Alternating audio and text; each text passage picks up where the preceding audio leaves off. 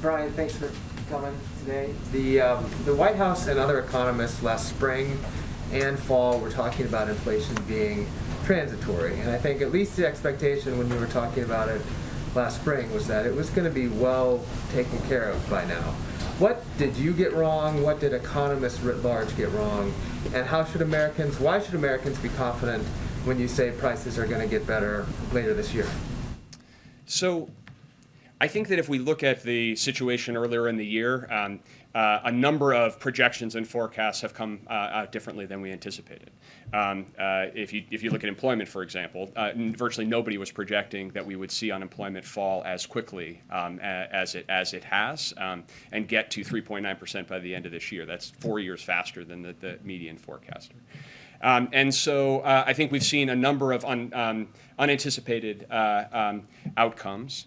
When it comes to prices, what we have said consistently, focused consistently, is that this is a global phenomenon. It is connected to the pandemic and the issues that that has raised. Certainly, the supply chain challenges that have evolved over the course of time through the Delta variant and over the course of the fall have been issues that we've had to go and tackle head on.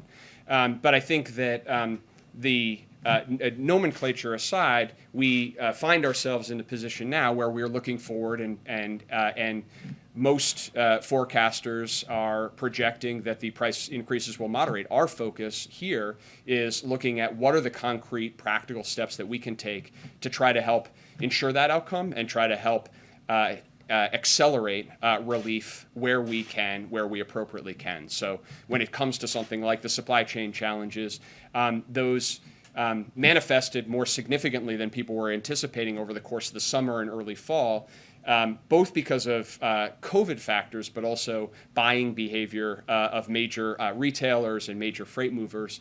And so we went into action over the course of the fall to try to help address those issues and the bottlenecking we were seeing at ports. Made very significant progress on that, 40% decline in the amount of time that a container is sitting at the dock.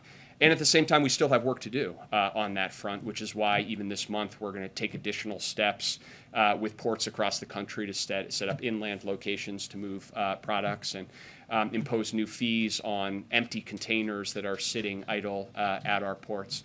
So we're going to stay at that and other issues, and we believe that that's the best way that we can, again, help to expand the economy's capacity to deliver goods and services to the American people. But is it the supply chain then essentially that is the reason for the incorrect forecast 10 months ago?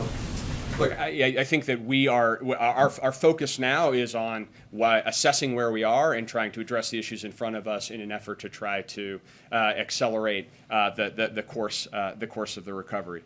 As I said, this has been a unique year on a lot of accounts. And so we find ourselves in a uniquely strong economic position on a number of counts, and we've got price increases that we need to tackle, and that's our focus.